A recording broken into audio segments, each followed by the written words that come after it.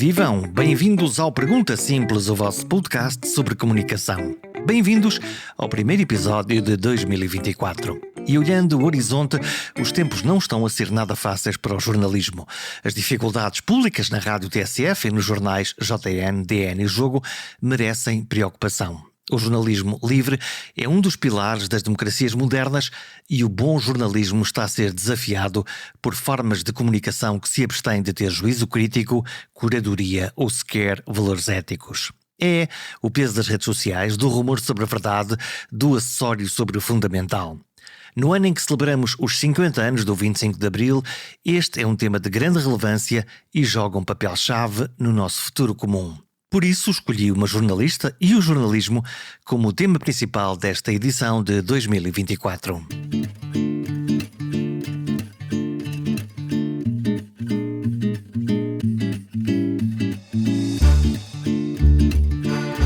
Será que o jornalismo dos tempos em que vivemos está a ser demasiado snob?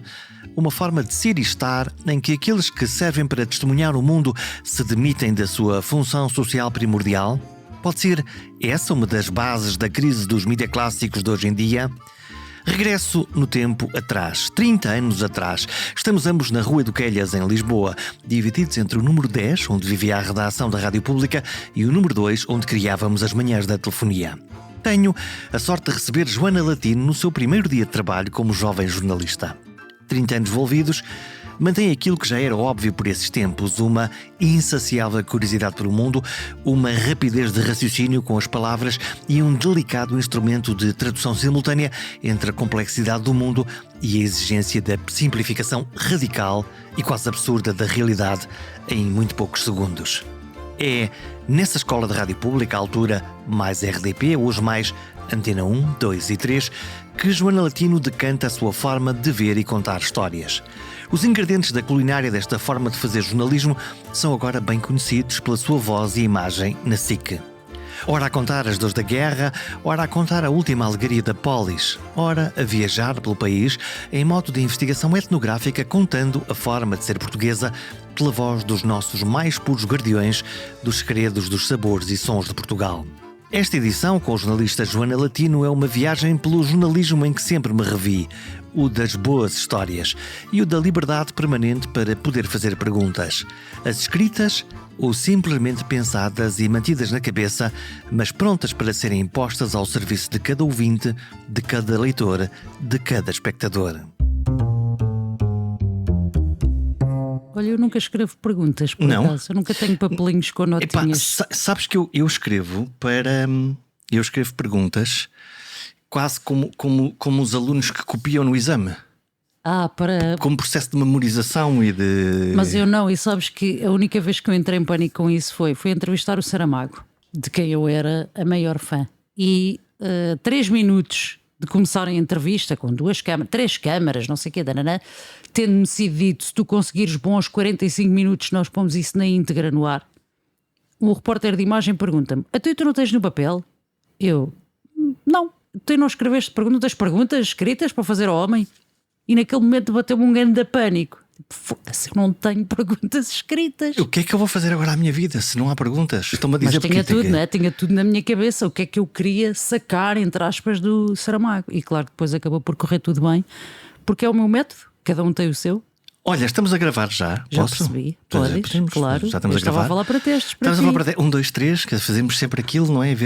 Não tens o pânico, lá está, nessas entrevistas importantes, de estar a gravar com alguém e depois assim: olha, não gravou nada. Olha, não ficou som. Não tenho. Eu fico só sempre. Que agora a responsabilidade não é minha, sabes? É de alguém. Exato. Olha, para quem é pior ainda porque tu não controlas. E daste mal com essa ideia de que não controlas. Não controlamos nada, não é? Não, sou ótima para a equipa. Gosto muito dessa coisa de confiar nos outros. É uma vantagem da televisão sobre a rádio, porque não se faz nada sem ser em equipa. Logo, a margem de erro acaba por ser menor, porque cada um tem a sua tarefa. Eu na rádio lembro-me que era tanta coisa em que tinha que pensar que qualquer coisa, destrambelhada como eu sou, ia ficar para trás. Era preciso clicar no botão, era preciso ver ali se aquilo estava a funcionar. Se tudo tinha pilhas, que eu ainda sou desse tempo, não é? Agora é bateria, mas na altura era.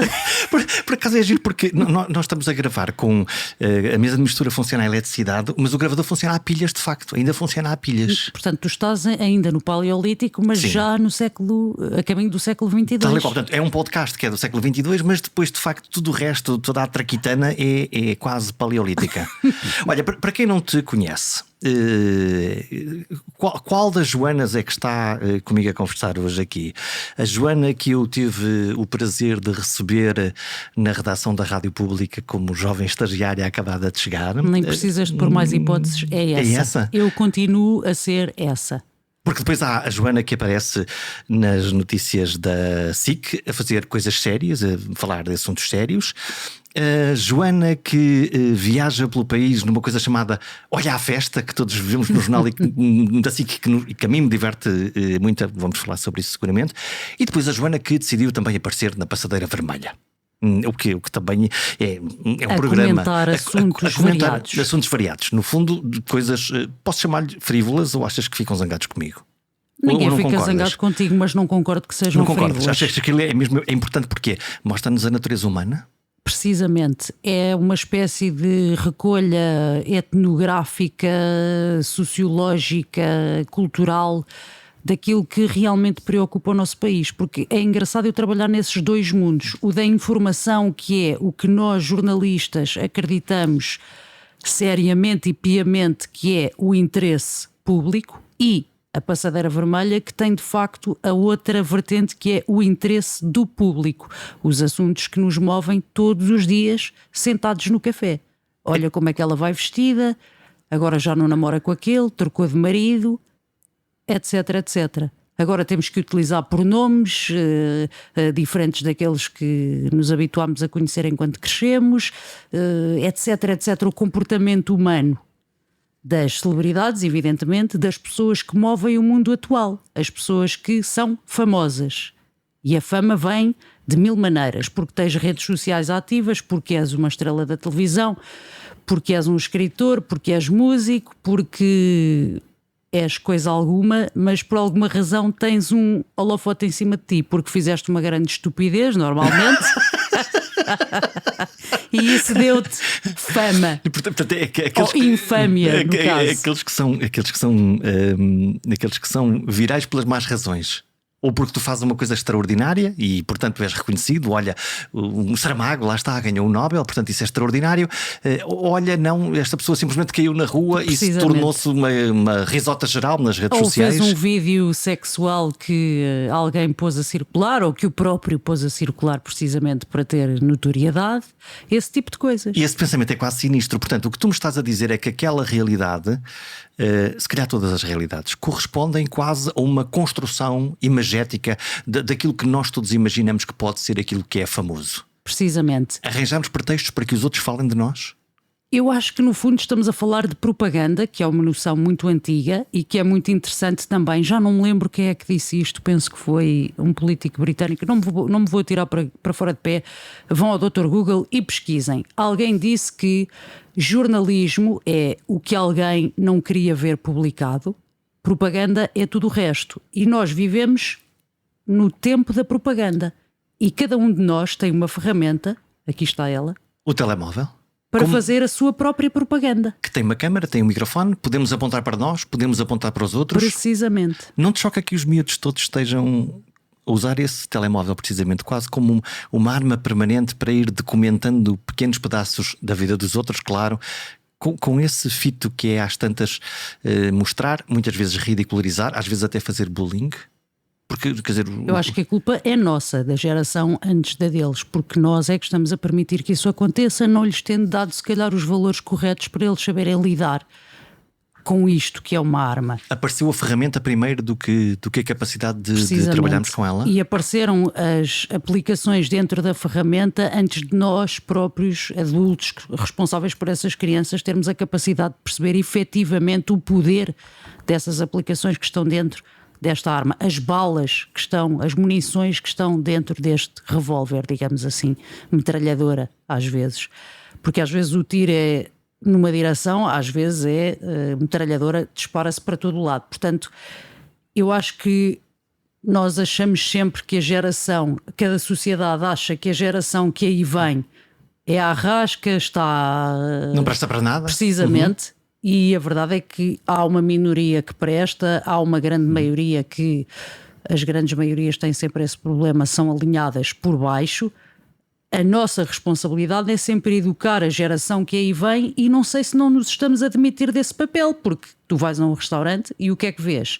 Famílias inteiras em que estão todos nesta arma no telemóvel. Estão todos a olhar para lá. Esquecem-se de conversar, esquecem-se de partilhar experiências, seja contando o que lhes aconteceu, seja vivenciando aquele prato, aquela decoração, aquela mesa, os talheres, o que quer que seja.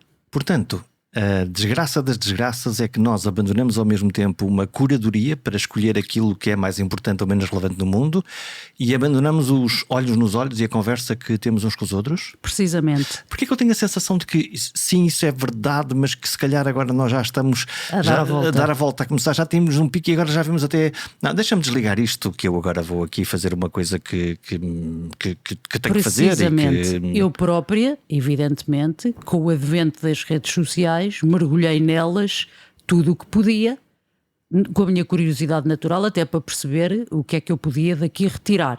Já cheguei às minhas conclusões e efetivamente isto, quem me dera a mim voltar a ter um telefone que fosse mesmo só para chamadas. Só com teclas. Sim, porque de facto 90% da utilização que eu dou ao telefone é essa. É uma questão da minha vida pessoal, para falar com os meus queridos, com os meus entes queridos, sejam eles relacionados comigo através do sangue ou não, escolhidos por mim, amigos, companheiros, a minha enteada, etc.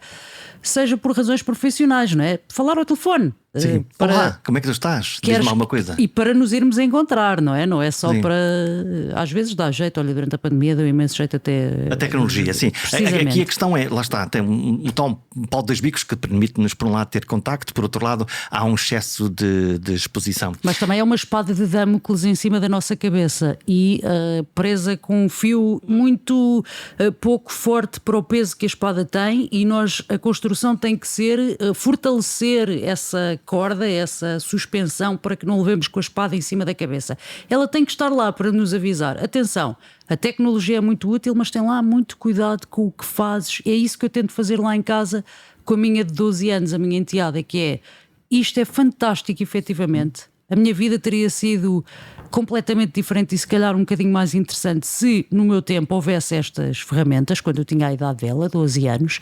Mas há muitos perigos também, e é preciso explicar, porque assim como a minha mãe me dizia, eu prefiro que tu vás sair à noite e em vez de vires às 3 da manhã, prefiro que venhas depois do pequeno almoço tomado no mercado da Ribeira, já durante o dia, de transportes públicos, sem te meteres em trabalhos, do que voltes para casa naquela hora assassina, chamemos-lhe assim, em que tudo acontece de mal, porque andam os bêbados todos na rua, as pessoas mal intencionadas atrás dos bêbados que estão frágeis, etc, etc. E nós temos que fazer isso mesmo também em relação a isto, ao que se passa nos telemóveis.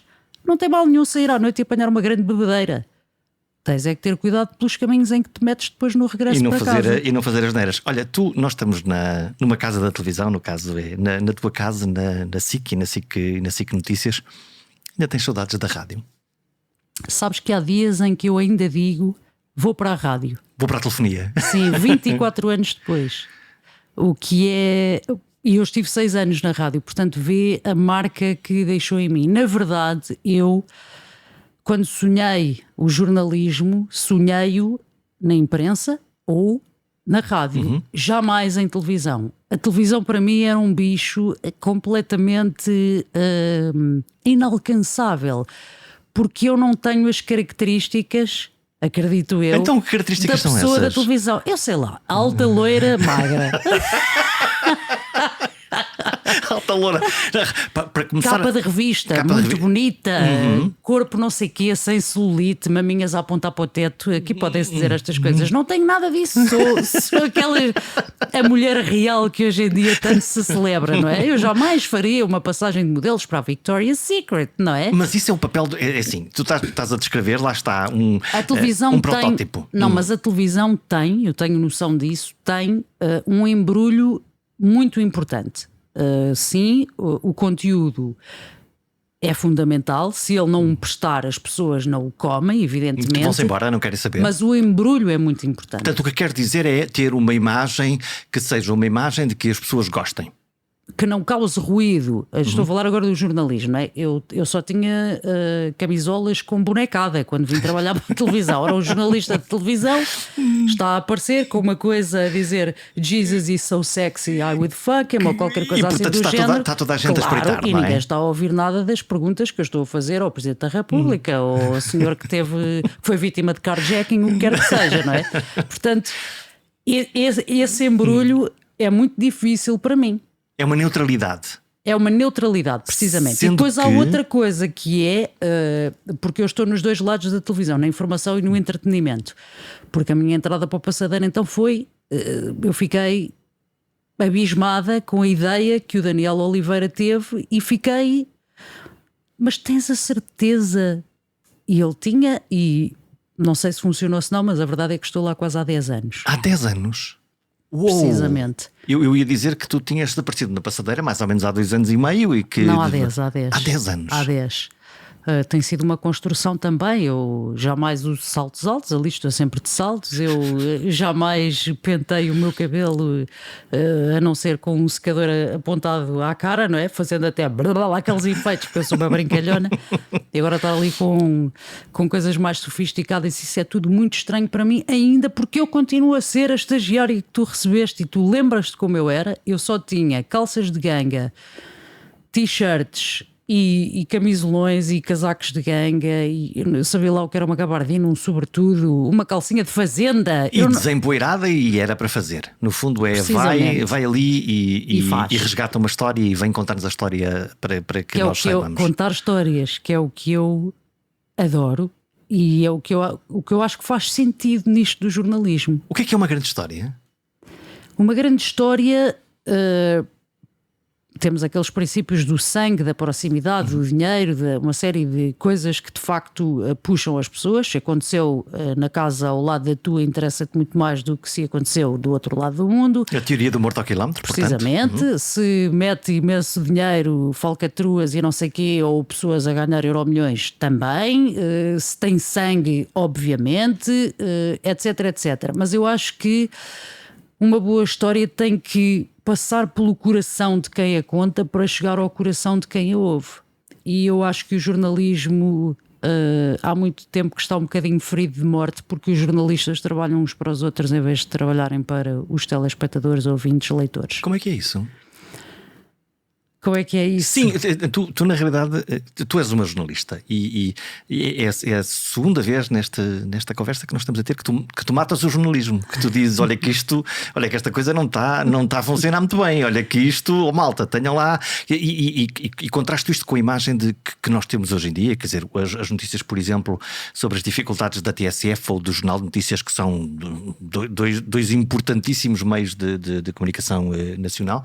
O que é que está a distrair os jornalistas? O que é que a TSF tinha na sua gênese? Que aliás, com um leitmotiv, uma frase apenas de promoção que era absolutamente maravilhosa e que acho que toca no coração de toda a gente, não é? Que é: vamos ao fim do mundo, vamos. Como é que é? Vamos ao fim da rua, vamos ao fim do mundo. Mas a rua acho que vinha no fim, não é? Sim, eu não sei qual é a versão exatamente. Vamos a qualquer lugar e trazemos aí a história que conta para as pessoas saberem. Que era uma frase que nos tocava absolutamente no coração. E a TSF nunca perdeu isso, só que o debate em torno do jornalismo transformou numa coisa das duas uma: ou há interesses comerciais de audiências, que é uma coisa...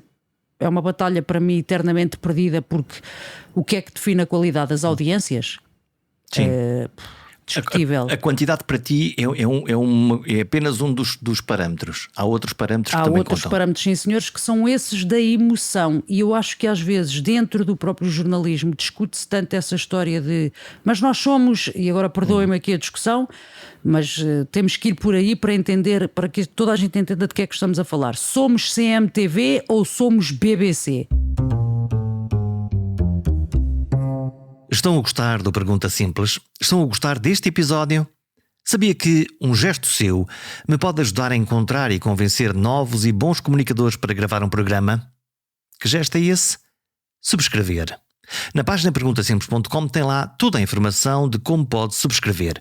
Pode ser por e-mail, mas pode ser, ainda mais fácil, subscrevendo no seu telemóvel através de aplicações gratuitas como o Spotify, o Apple ou o Google Podcasts. Assim, cada vez que houver um novo episódio, ele aparece de forma mágica no seu telefone. É a melhor forma de escutar o Pergunta Simples.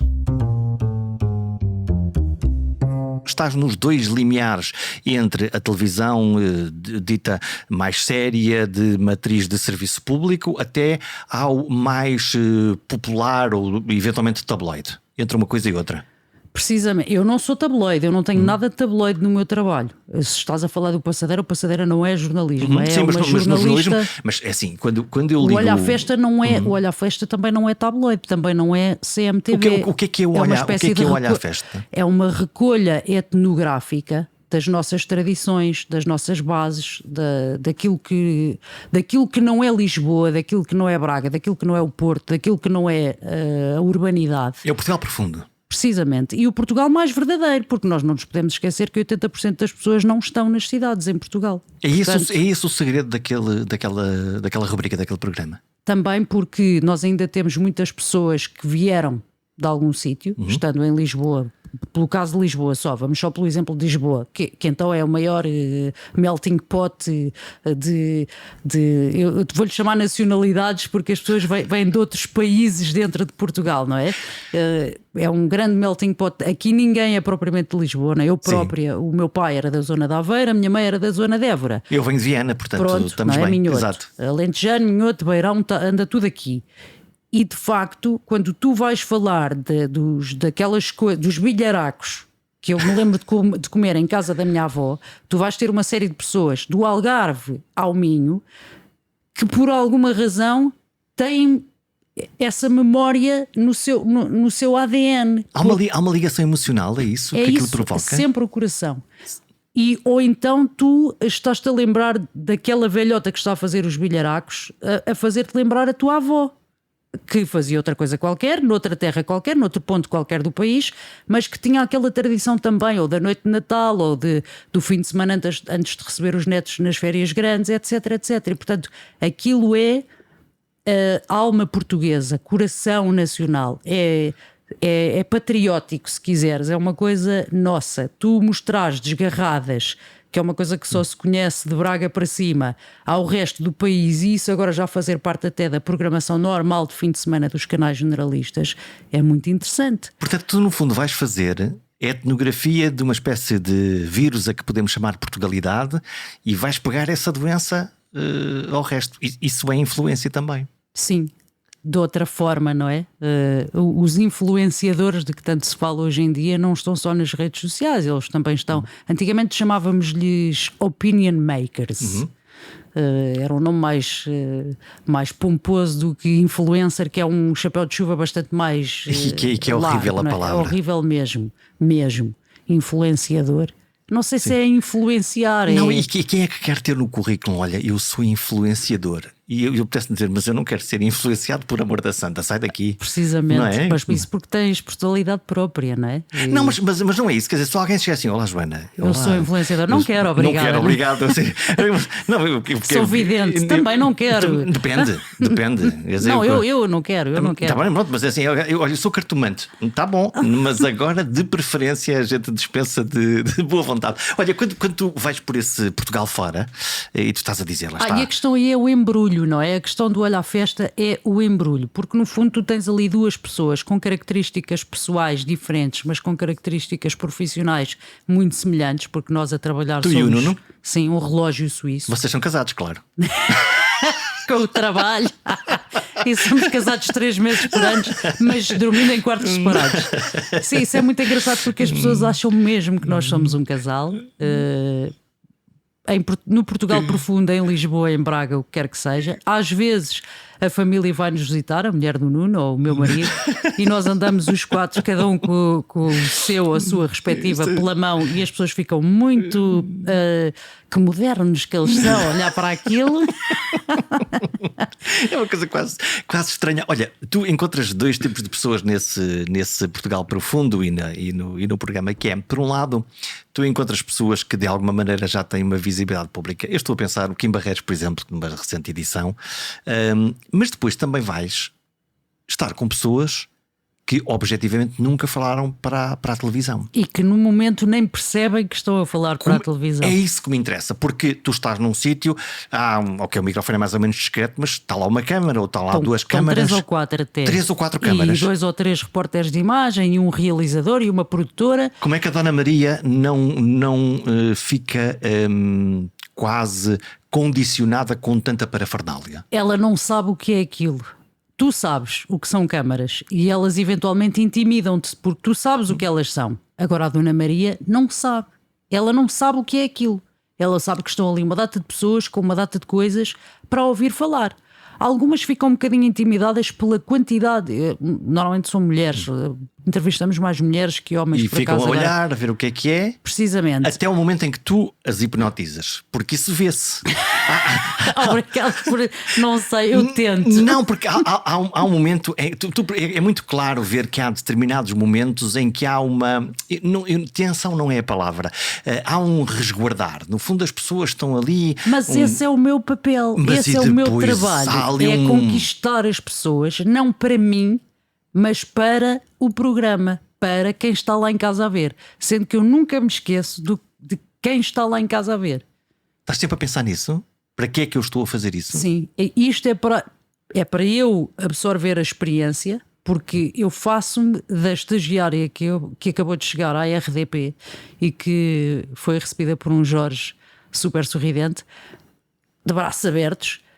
E eu estou ali para beber e para aprender. E é isso que é essa Joana que chega ao pé da Dona Maria e que quer beber da experiência que aquela pessoa tem, da sabedoria que aquela pessoa tem, porque normalmente são pessoas com mais de 60 anos. E tu transmites isso através do quê? Do olhar, do gesto? Da humildade.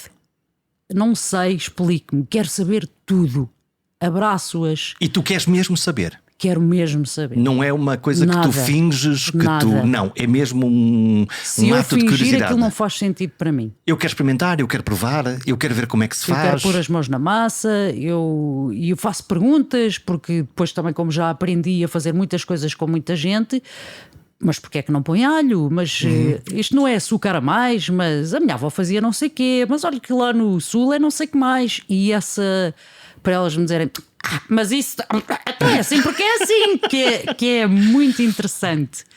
Essa certeza absoluta às vezes sobre um simples cozinhado fascina-me. Então, e eu mas adoro pessoas. O que é que vem aqui esta pessoa fazer aqui, dizendo que alho, numa coisa que faz desde tempos ancestrais? E eu gosto que... também dessa, quando elas dessa são dinâmica, ariscas. desse picante, não é? Sim, sim, adoro. Eu de facto, e adoro porque também sei que isso depois vai passar melhor lá para casa. Eu gosto dessa coisa de isto é um termo profissional que tu entendes e que eu espero que as pessoas que nos estão a ver e a ouvir não levem a mal, é sacar o melhor das pessoas, é fazê-las, é ir mesmo lá ao interior, é fazê-las estar como se estivessem em família, ou sozinhas, ou com o filho, ou com a mãe, fazê-las estar como elas são exatamente. É no fundo quase usar essa chave para encontrar a autenticidade mais íntima daquela pessoa que te está a contar uma história. Precisamente. E que aceita abrir a sua alma, no fundo. Respeitando, porque às vezes as pessoas dão um bocadinho demais ou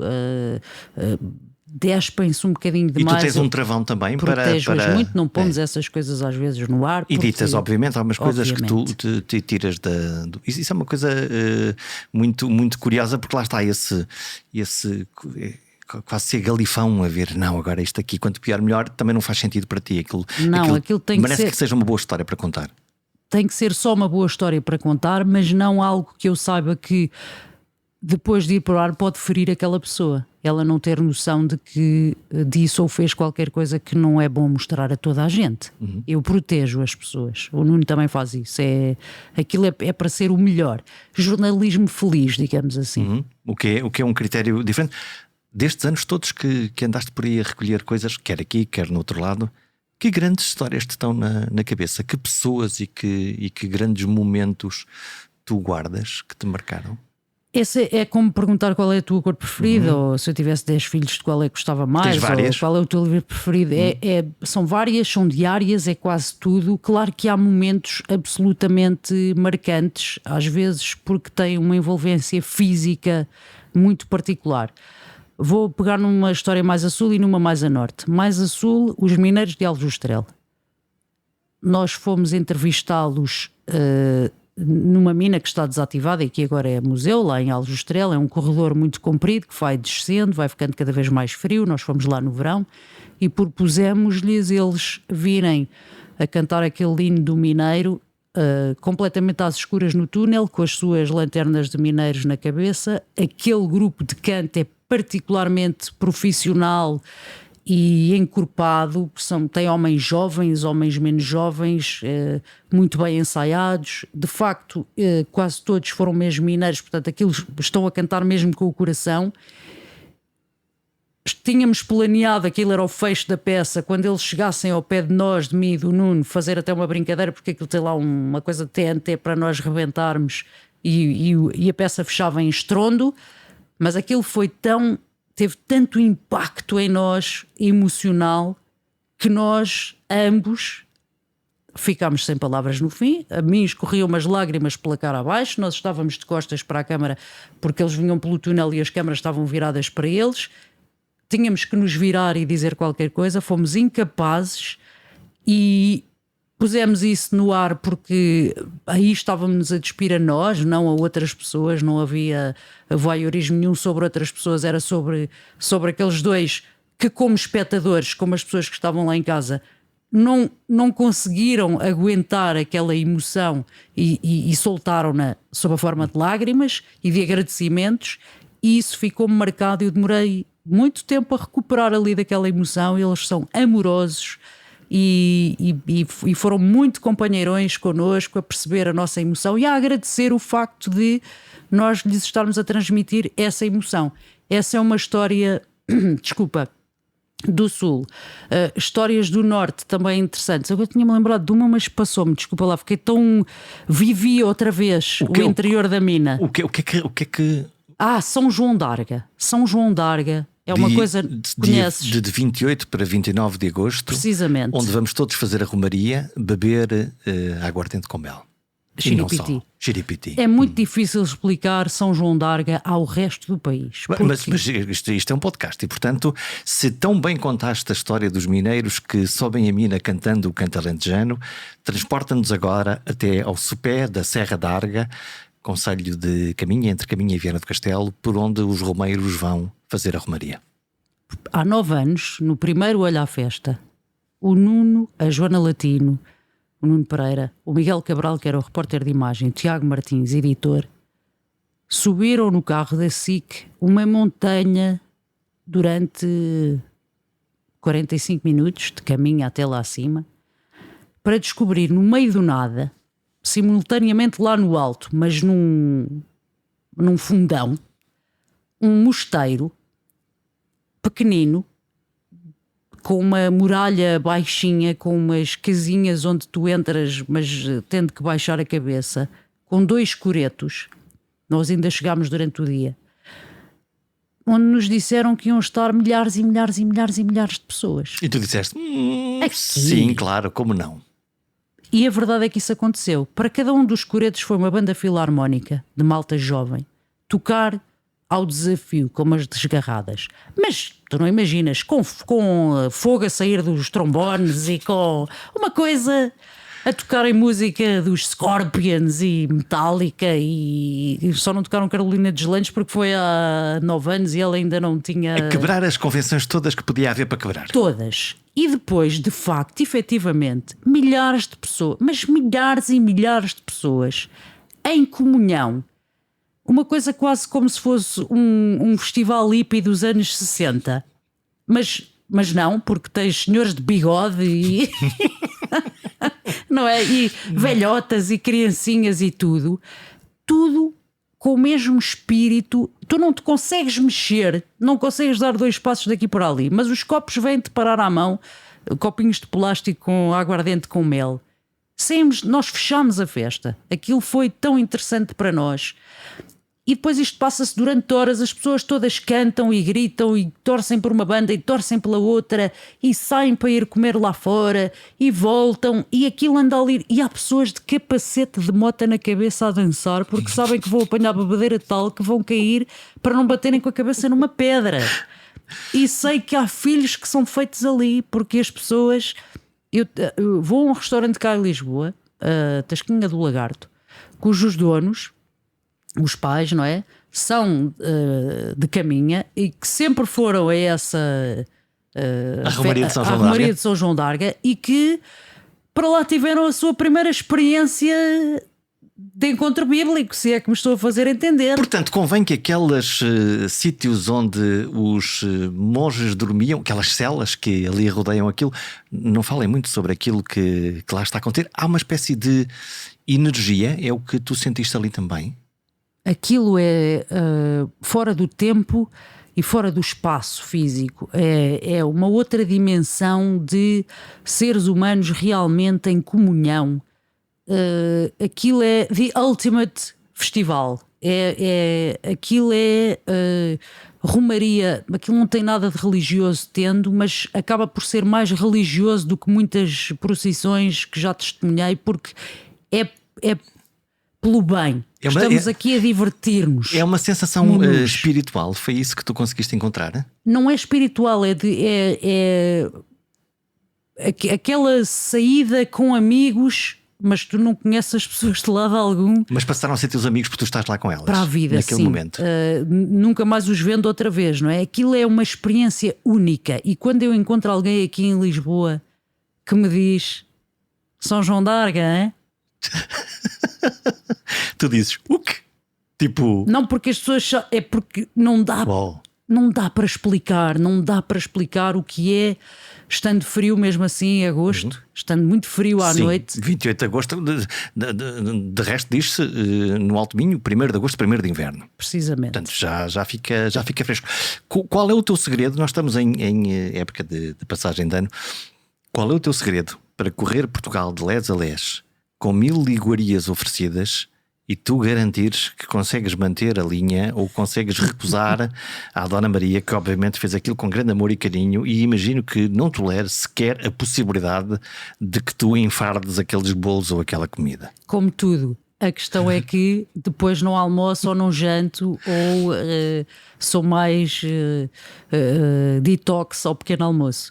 Ou seja, eu estou lá mesmo para viver a experiência completa. Portanto, eu não vou negar o medronho às 8 da manhã, não vou negar o xiripiti às 4 da manhã, vou comer chanfana, cataplana, estou a fazer norte e sul, não é? Vou provar vinho verde, vou provar cerveja, tudo, porque precisamente a experiência também é essa. É inconcebível para mim não provar as coisas que a Dona Maria fez com todo o carinho. Senão as pessoas zangam-se contigo, obviamente, com toda a razão. Com todas as razões. Com toda a razão. Como é que tu consegues depois conciliar essa maneira de contar histórias, de perceber, de ir à procura da alma portuguesa e num dia como hoje, por exemplo, em que tens como missão na redação, olha, faz coisas tão terríveis no sentido que estão a acontecer, não é do teu trabalho. Olha, conta-me aí gases em 2 minutos. Olha, como é que tu consegues conciliar? Eu adoro isso. Essa, aliás, é a minha gênese como jornalista. Eu não sou jornalista de uma editoria, por exemplo, tu fizeste saúde muito tempo. Durante muitos anos. Isso para mim é inconcebível. Tenho medo da cristalização. Achas que era asfixiante dizer assim, agora só há este tema e eu tenho que fazer outras coisas?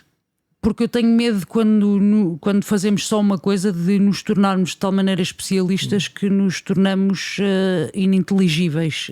E a falar cada vez para nós próprios, mais jargão não é? profissional. Sim. E a não nos fazermos entender. E o interessante de fazer coisas novas e diferentes, não todos os dias, porque o Olha à Festa ocupa-me 3 meses do ano, mas mudando de 3 em 3 meses, é isso de conseguir ter sempre um olhar novo. E, portanto, assim como eu passo a maior parte do meu ano a falar de guerras nos últimos anos, a Ucrânia, a Hamas, Israel, etc, etc, porque eu faço internacional, depois vou para os antípodas quando estou a fazer o Olho à Festa, e então consigo sempre ter esse encanto, essa visão primeira, essa virgindade a olhar para as coisas de novo, a deixar-me surpreender e maravilhar. Como é que se ensina às pessoas a curiosidade? É possível ensinar? É difícil, é muito difícil, porque o ser humano tende para o conforto, para se aburguesar, não é? Nós somos todos de esquerda aos 15 anos e depois aos 80 já somos todos de direita. Percebes esta simplificação? Ou de esquerda com um carro bom e com uma casa boa, não é? De esquerda caviar, exatamente. Precisa, aburguesamos-nos. E o meu... A minha, não sei se isto é um defeito de fabrico, mas de facto eu não consigo não tentar sempre olhar para as coisas como se fosse a primeira vez, porque há sempre lá qualquer coisinha que me escapou da outra, ou há qualquer coisa que eu já vi, mas pelo facto de ter mais um ano, mais 10, ou pelo facto de ter pintado o cabelo de outra cor, me faz ver de maneira diferente. Portanto, há sempre qualquer coisa a descobrir. Sempre, sempre, sempre. E é essa descoberta que te faz, lá está, a brilhar os olhos e dizer: ok, eu agora posso contar esta história com esta pessoa, e aquilo que me intrigou, que me fascinou a mim, pode dar para contar aos outros. Uma espécie de catalisador. Sim. Como é que tu te defendes, por exemplo, num dia como hoje, em que tens que editar uma peça sobre a guerra entre Israel e o Hamas, tendo acesso, antes de nos mostrar essas imagens, a coisas terríveis, não editadas primeiro, que tu depois vais selecionar e tens que decidir entre o que é necessário e suficiente e aquilo que é demasiado forte e que nos poupas a todos ver? Esse é o exercício mais complicado do jornalismo. Eu não gosto muito do aviso das imagens violentas, nem do desfocado sobre as imagens. Que toda a gente sabe o que é que lá está, no fundo. Precisamente. Acho que ou mostramos ou não mostramos. E avisar que é violento, quer dizer, acho que é um bocadinho tratar o público como pouco inteligente, porque se estás a falar de uma guerra, de um bombardeamento e das consequências do bombardeamento, claro que é violento. É evidente. Quer dizer, não é preciso estar a reforçar. E se calhar eu acho que é a tal falha que estamos a ter na educação da geração futura, é essa coisa do avisar. Quer dizer, qual é a primeira coisa que nós fazemos em casa quando ouvimos aviso que estas imagens podem ferir suscetibilidades? Toda a gente vai olhar. Vai olhar.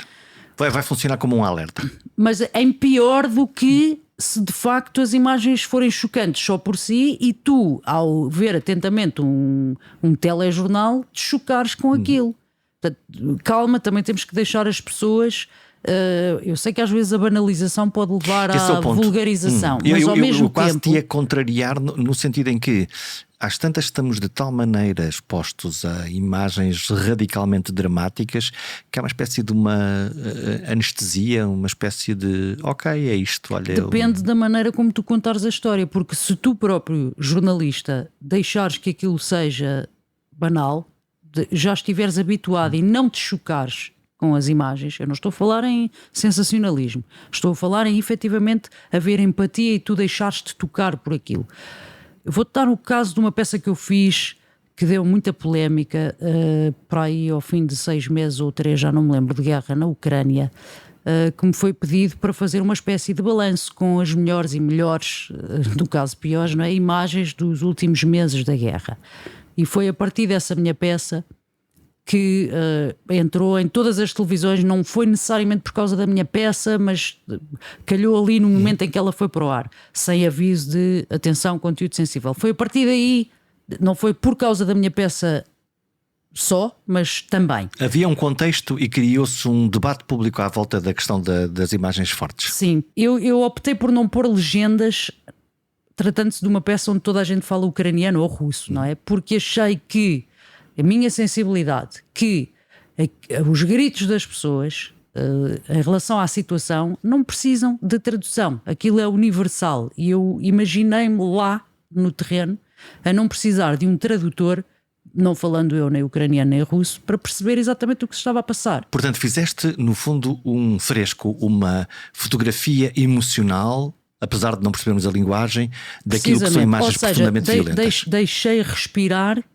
o que estava a acontecer. Eu enquadrava a situação nos hospitais, meio destruídos, reconhecem-se cadáveres, tenta-se evitar a morte de crianças, coisas factuais. E nas imagens tu tinhas um bebê a ser reanimado. Eu só optei por um plano que se calhar até acaba por ser mais chocante do que tu veres as mãos do médico no peito do miúdo, que era percebias que estava a ser feita a reanimação e tu só vias assim um bocadinho da maca com o pezinho do miúdo a abanar, percebendo perfeitamente o que é que se estava a passar, e os médicos com a sua linguagem médica a fazer a reanimação.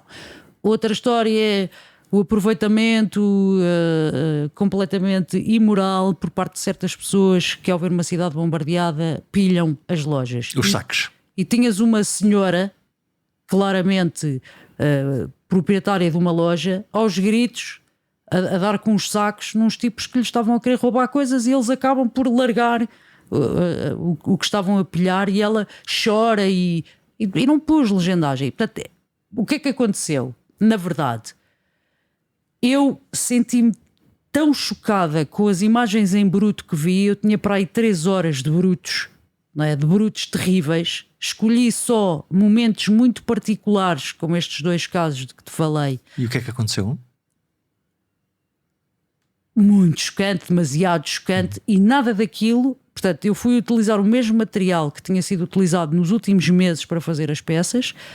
Até utilizei menos imagens gráficas do que cada uma das peças que tinha sido feita sobre cada uma daquelas situações, mas a forma como eu embrulhei com o meu coração, aquela foi uma peça emocional, sendo que eu no meu texto só, mas a televisão tem essa dupla linguagem. Ai, peço desculpa se tem microfone. Dupla linguagem, que é tu podes ter o teu texto, mas a imagem também conta uma história. Há um texto e um subtexto. Tu podes fazê-las ir em paralelo, podes uma sublinhar a outra, podes ir completamente em direções opostas. Tudo funciona, depende da circunstância. Portanto, se eu bem entendi, tu na realidade montaste de tal maneira a história que a sua potência emocional foi tão avassaladora que alguns dos espectadores ficaram atónitos, outros ficaram emocionados, outros sentiram necessidade de protestar.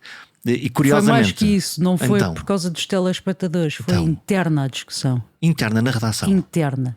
Que aquela peça estava demais. Essa é uma das coisas que normalmente... Sendo que era a peça, como é que eu hei de explicar?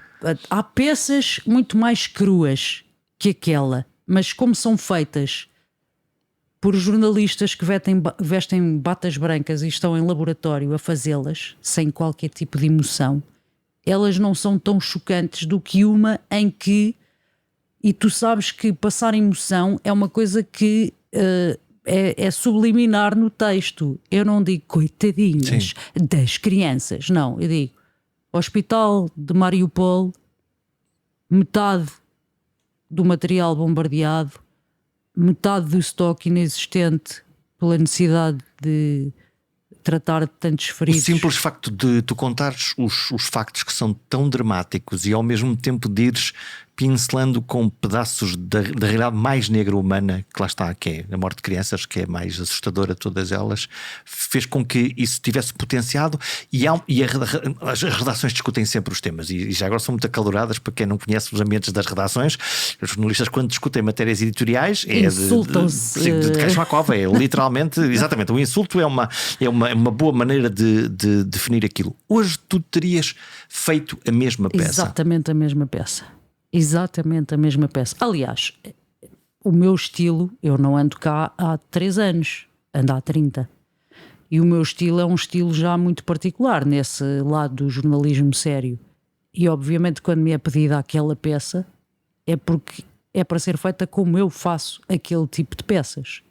É a tua assinatura, no fundo. É a minha assinatura. Os meus textos são muito particulares. Eu, por exemplo, não dou voz a textos de outras pessoas, porque a minha forma de escrever e a minha forma de dizer são a minha assinatura, efetivamente, independentemente de estar lá o meu nome ou não, que agora a SIC também teve esse grande debate, agora já temos assinatura há um ano para cá, assinatura Quem das é que peças. está a fazer esta quem é que peça? está a fazer esta peça? Geralmente os repórteres o que fazem é fazem o tal vivo, não é? Mas Olham para a câmara e dizem uma qualquer peça coisa. feita na redação não tens isso, não é? Portanto, muitas das peças, a maioria das peças até é feita em redação internacional, etc, agências. E agora etc, são assinadas, nós sabemos quem é que fez aquela peça. que até responsabiliza, acho eu. Mas no meu caso, não é? Quer dizer, há anos que as pessoas reconhecem. A minha voz ainda por cima é muito característica. Há pessoas que ainda se lembram de mim na rádio. Há pessoas que ainda hoje, 20 e tal anos depois, eu lembro-me de si na Antena 1. A tua voz é uma voz característica. Não, tu falas e não podes dizer, olha, eu sou Maria Júlia. Não dá, quer dizer, tu és a eu Joana mesmo Latina. durante a pandemia de máscara e de gorro, porque estava muito frio no inverno, não é? As pessoas olhavam por causa da voz. A minha voz, de facto, também me identifica. Portanto, tu entras numa padaria e dizes, olha, queria, por favor, 4 E já pães. sabem que sou Joana Latino. Joana Latino, como está? Não precisas de apresentar. Olha, Joana, estamos a falar, estamos a fechar aqui esta nossa eterna converseta, não é? Já nos vemos há algum tempo. Sempre falámos muito, na verdade. Isso é um facto, não é? Tenho uma memória de belíssimas conversas contigo, precisamente sobre como fazer jornalismo. Como contar a história, não é? Porquê é que fazemos assim? Porquê é que não fazemos assado? Porquê é que isto resulta? Porquê é que não resulta? Já experimentaste isto? E na rádio é muito interessante, sim, pelo menos naquela altura, havia muita generosidade por parte de todos para partilhar saber e havia muita humildade da parte de todos para absorver o saber dos outros. Porque há uma colmeia, no fundo, aquilo é muito engraçado. Há menos egos. Na televisão os egos são muito mais espaçosos. Mas tem a ver com o quê? Com aparecer na pantalha? Claro, a fama. Dá-te fama, não é? Ok. E portanto apareces, lá está, olha, está a Joana. És reconhecido no prédio e ficas muito contente. Mas eu percebo-te. Ufano até. Não, mas o facto é que é curioso porque esta tendência a dizer antigamente é que era bom. Eu acho que não. Eu acho que os miúdos de hoje em dia são francamente melhores do que nós éramos naquela altura.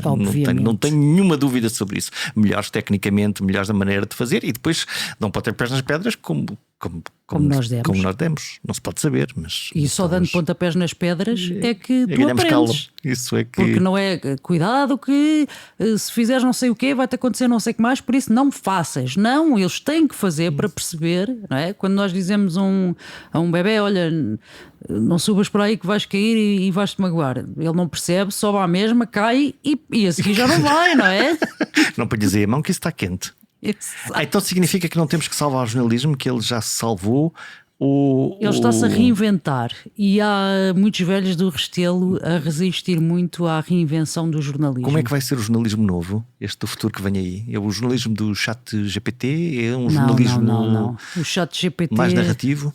É um jornalismo que tem que ser, para mim, tem que ser menos frio, menos cinzento, menos BBC. Não tem que ser CMTV, embora a CMTV tenha espaço, evidentemente, sempre teve. Mais proximidade? O sensacionalismo, sim, tem que ser uma coisa mais.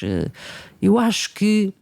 Estou a falar contra o meu próprio canal, mas acho que já tenho. O teu canal é um canal BBC, claramente, de serviço público, de estou a falar rigor. A SIC Notícias, não é? O meu canal para mim continua a ser a SIC Notícias. Eu vim para a SIC para fundar a SIC Notícias. Eu agora sou da pool do Jornal da Noite da SIC, mas o meu canal é a SIC Notícias.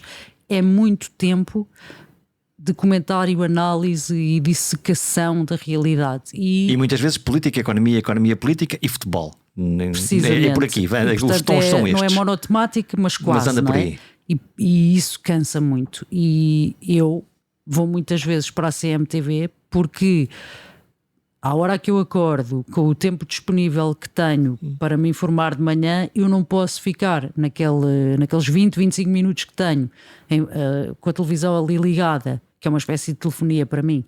Continua a ser. Estás a ouvir, ela está lá ligada, mas não. No carro ouço rádio, em casa televisão. Queres ouvir aqueles 30 segundos de uma forma muito simples, muito direta a dizer. Quer saber olha, o que é que se passa, sim. Que tempo é que vai estar, como é que está o trânsito, se demitiu mais alguém, é rádio, precisamente. Se demitiu mais alguém, é uma bela. Então como é que é? E hoje alguém se demitiu? Como é que estão as guerras, etc. Não quero ficar aqueles 20, 25 minutos a ouvir alguém explicar-me o Pedro Nuno Santos. Não queres ouvir, no fundo, há momentos em em que nós precisamos do contexto para entender ou para especular sobre o mundo, mas há momentos em que precisamos de saber que aconteceu alguma coisa que nós não podemos ignorar de maneira nenhuma. Sim, e acho que às vezes as televisões, sobretudo, se estão a esquecer um bocadinho do que são os horários normais das pessoas. Nós já não trabalhamos todos das 9 às 5, mas evidentemente de manhã as pessoas andam mais à pressa, aí até ao meio-dia. À tarde praticamente não terão disponibilidade para ver televisão, e se forem lá são 2 minutos ou 3, portanto ainda mais rápido, se faz favor, obrigada. E depois então à noite ou vou ver Netflix, ou vou ouvir, expliquem-me lá o Pedro Nuno Santos outra vez, pela 48ª vez, já sei, mas pronto, a visão de outra pessoa, ok, admito. Ou das sempre interessantes explicações do Milhaz e do Rogério sobre a guerra, ou não, o que quer, que também, lá está, mais duas personalidades que ganharam fama, não é? Tal e qual, ganharam uma visibilidade, e ganharam uma visibilidade é uma boa visibilidade. Portanto, quase tu defendes quase um modelo em que, senhores telespectadores, agora durante os próximos 7 minutos e meio vou contar-vos tudo o que importa deste dia. Aconteceu isto, muito obrigado, e agora vamos falar sobre estes temas todos durante as próximas 2 horas. Era uma forma bastante económica até de tentar entender o mundo. É que às vezes eu penso, porque é que a televisão afasta os jovens? Os jovens estão habituados a coisas nos telemóveis de 15 segundos, e tu dás-lhes 15 minutos de um só tema. Já foram embora. Claro. Mas depois é muito engraçado. Tu estás a citar exatamente Mas, por exemplo, Olha a Festa, que é toda emocional e com música e barulho e pausas Agarra. e imagens bonitas e coisas que eles nunca viram ou que eles já viram. Agarra, porque nós temos o público a estratificação do público, a estratificação da audiência, e aquilo de facto vai dos 8 aos 80. Então, mas depois, e isto é quase surpreendente, se calhar é pura ignorância minha, que é, às tantas, as coisas passaram no canal generalista, as coisas passaram no cabo, parece que ninguém sabe nada, mas subitamente as nossas crianças, os nossos miúdos, os nossos mais jovens dizem: olha, eu vi isto, ouvi aquilo. E dizem: mas viste onde? Na televisão? Não, vi aqui no TikTok. Vi aqui no Instagram. Portanto, há aqui uma porosidade da informação que, quando ela interessa, quando ela tem acerta no alvo e no canal, eles estão alerta para se ligar. Portanto, eu acho que o trabalho das televisões tem que ser, das televisões, das rádios e dos jornais, é estar onde o público jovem também está.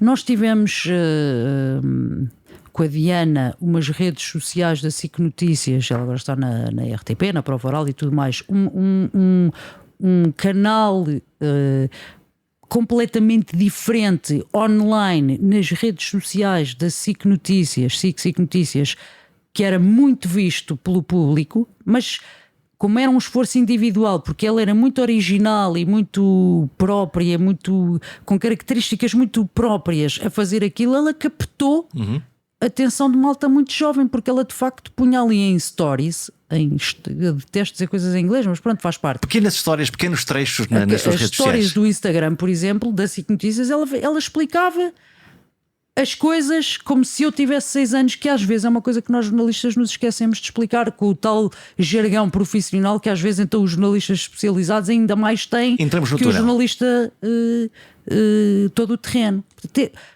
Às vezes é preciso simplificar. Nós também temos que ir o som está ainda aí? Está ótimo, o som está aqui. As pessoas estão aqui. As pessoas estão aqui connosco. Fui eu que passei a ouvir um bocadinho menos. E a vantagem do podcast, elas podem se ir embora, desligar. Não vão, fiquem connosco. Não, depois voltam e ligam outra vez. Dá para ver nas estatísticas também, olha, isso é uma coisa gira. Eu é que já não estou aqui a ter nos fones. Não estão a ouvir, pronto, então, mas não sei o que é que se passa com os seus fones. Já estão aí, eu que puxei o cabo, se calhar. Pinchavelhos, no fundo é isto. Pinchavelhos. Cavilhas e Vamos explicar o miúdo o que é um pinchavelho. O que é um pinchavelho? No fundo é alguma coisa tal e qual. Eles também têm pinchavelhos, mas chamam-lhe outra coisa. Jack e coisa, e o cábio, isto e o blá blá. E chamam pinchavelhos. Pinchavelhos e cavilhas, olha, liga-me lá e a cavilha. Estou a ouvir, estou 1, 2, 3, está. Diz lá, vamos testar o microfone. 1, 2, 3, 1, 2, 3. Porquê que é 1, 2, 3? Porquê que não pode ser? Olá, o tempo está bom. Sim, mas quando nós estivemos a testar, olha, por exemplo, com a Dona Maria, eu não vou dizer à Dona Maria quanto meio até 3 para eu testar aqui o nível do microfone, nunca na vida, não é? Então, e digo sempre aos repórteres de imagem: não digas alto. Estamos a gravar! Exato. Não, porque. Não é? Fica toda a gente com ar. Só me piscam, só tenho que me piscar ou o olho. dar uma 5. Porque eu é preciso testar o microfone. Então, Dona Maria, o que é que almoçou hoje? Sim, Só claro. isso. Então, mas não me disse que tinha diabetes, então como tanto açúcar, qualquer coisa. E o que tu, for. e tu estás a testar. E a senhora fala, Sim. fala, e eles estão a testar, e eu também estou a falar, eles também me estão a testar a mim. E aquilo continua, e eles só me fazem assim. E tu sabes que a partir daqui estás a gravar. Então, e agora para fazer as rabanadas, pomos o quê? É aqui nesta taça ou é preciso outra e tal? E a coisa começa. E flui. Sim. Olha, qual é a reportagem que ainda te falta fazer? Eu gostava imenso. Imenso. Imensa paparica. Imenso. Imensa paprika. Que essa pergunta não me fosse feita, porque é como o livro preferido, a cor. Mas tu sabes São que todas, Jorge, todas. A única- As que eu já fiz, as que eu ainda não fiz, as que eu já fiz 15 vezes, as que eu só fiz uma. Dê-me. eu aprendi com os jornalistas que a pior pergunta para se fazer e que dá os melhores efeitos é então como é que se sente? Que é uma pergunta supostamente proibida, mas que eu acho uma pergunta super válida. Porque ela funciona. Claro. Como é que eu sinto-me mal ou sinto-me bem? Mas há aquela coisas que acontecem, não é? Na vida. Aqui na SIC, no Praça Pública, que era um programa que ia aos sítios onde as pessoas tinham problemas, que alguém pergunta a uma senhora ou a um senhor como é que se sente. Dói-me aqui. Interpretou aquilo como uma consulta no centro de saúde. Quando o problema era o esgoto que não chegava à casa, qualquer coisa. Tem muita graça. A reportagem que eu ainda não fiz e que eu quero fazer, todas, mesmo as que já tenha feito, percebes? Gira. Agora vais ter que fazer uma conferência de imprensa da CGTP, que é a coisa mais chata, ou da UGT, que é para ir aos dois. Fiz várias. Que é tão chato, não é? Concertação social. Concertação social. Ou vais ouvir o debate parlamentar, não é o quinzenal, que assim ainda acontece qualquer coisa. Os diários normais, não é? A sessão plenária normal. Que não acontece quase nada de muito relevante e que estão a discutir temas. Mas às vezes é muito giro, não é? Eu lembro-me uma vez também de ter As feito. comissões parlamentares também acontecia. Comissões. Lembro-me de ter feito um congresso do CDS e já não sabíamos o que é que havíamos de fazer e até foi o Pedro Cruz que me pediu, fazem uma peça assim, uma coisa um bocadinho diferente sobre aqueles tipos que vão discursar àquelas horas em que não está ninguém na sala. Às 4 da manhã. Ou não, às 2 da tarde, está tudo a almoçar, não é? E a peça foi a que teve, lá está, mais uma vez, uma coisa, se quiseres a emoção será talvez o que está fora da caixa, não é? Que é, No fundo transmitiu uma verdade. o que é que realmente se passa num congresso? Não é só aquilo que nós vemos do discurso final do líder, super inflamado com toda a gente a aplaudir e uns com cara de derrotados, não é? Super enervados. E nesses tempos lá está, o tempo morto, o discurso que se não tem interesse, as pessoas que bocejam. Precisamente, eu lembro-me que era alguém a dizer: eu sou um tipo que dá na cara, não, que dou a cara e dou na cara, se for preciso, assim com o sotaque do norte, e que nós ponhamos um plano de um congressista que estava para lá sentado com um lenho na cabeça. Portanto, Linguagem televisiva pura e dura. pura e dura. E o PS era só isto, era só os discursos, e não foi preciso muito esforço. Aquilo foi passar ali 2 horas só a tomar a câmara sempre a gravar e tomar nota do time code, ou seja, da hora aquilo acontecendo as coisas, para depois ir buscar aqueles bocadinhos que sozinhos não têm assim tanta graça, mas todos juntos mostram uma outra realidade de um congresso do CDS ou do PS ou do Chega ou do Iniciativa Liberal ou do Livre ou do PAN ou do Bloco de Esquerda. Portanto, tu estás sempre à procura do inusitado da vida real. Eu não ando à procura, eu não sei, eu pareço eu sou atraída. Sim. Ou sou atraída. Eu não tenho culpa, isto que se aparecem as coisas e eu tenho que as contar. Mas sabes que nós estamos aqui nesta sala, eu não sei se tu reparaste, mas eu entro nesta sala, das primeiras coisas que eu faço é ver como é que é a mesa por baixo. Eu faço muito isto e tenho pena. Lá estou a bater no jornalismo outra vez. Estás à procura do que é que está por baixo de... É para saber. Para ver o que é que lá está. Porque agora, quando me movimento aqui, eu sei que se cruzar a perna para este lado, vou bater aqui nesta chapa. Pumba, okay. Não é? Mas não seja para fazer reconhecimento espacial. Sim. No fundo, o que é que está aqui à minha volta? O que é que eu posso contar? Como é que eu posso estar? Nós entramos aqui à procura de tomadas e tal. Eu vi todas as que existiam e pensei, aqui vai dar, não é? Tipo, E às vezes acho que o jornalismo está um bocadinho snob, anda de nariz no ar e já não vê daqui para baixo. Sim. Tragam-me a ficha elétrica, tragam-me a tomada. Exatamente. No fundo é isto. Eu sou o fulano de tal. Sim, Eu cheguei.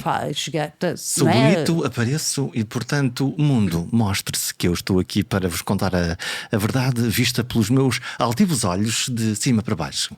E depois acabei. Morreram todos! Que é verdade. É verdade. Sim. Também não deixa de ser verdade. No fundo é uma frase que Factualmente está correta. confirma-se. Confirma-se. Isso é só rodapé. É uma questão de tempo.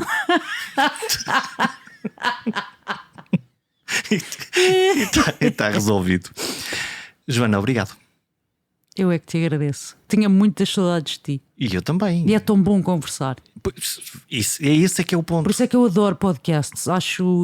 Eu levo os podcasts comigo para todo lado, com esta ferramenta. Bem, lá está. A pessoa vai para o ginásio, está a ouvir o podcast. A pessoa anda nas compras, aquelas coisas, né? Salsa, coentros, ovos, leite, farinha, pão. Levas o podcast. Olha, só me falta fazer uma coisa que me esqueci de fazer no início, não é? Que é a claquete dos pobres. Para sincronizar. Lá está, a imagem e o som. Que é? Sabes que nós no Olha à Festa fazemos claquetes a dar com pau. É claque. Nós temos 4 câmaras, 5 microfones, às para vezes. sincronizar tudo, as imagens, tudo. O som, para estar tudo ok. Devias ver a cara da Dona Maria. A fazer claquete? E outra coisa muito interessante que é, agora não sei o quê, vamos só quando temos um rancho folclórico, eu não sei o quê. Agora vamos gravar o rancho folclórico. Espera aí, tudo pronto? Claquete. A senhora do bisito, senhora do bisicuto. Essa começa. Não, era só. Como é que tu explicas o que é uma claquete? Ainda não é agora. Esperem um bocadinho. E eu vou fazer uma claquete, mas ninguém se Não, mexe. E mesmo que eu diga, Eles começam. isto é só, não façam nada quando batermos a palminha, não é nada, é só, isto é uma coisa só para nós. É muito bom. Obrigada por existirem pessoas. Jorge, obrigada. Obrigado, Joana.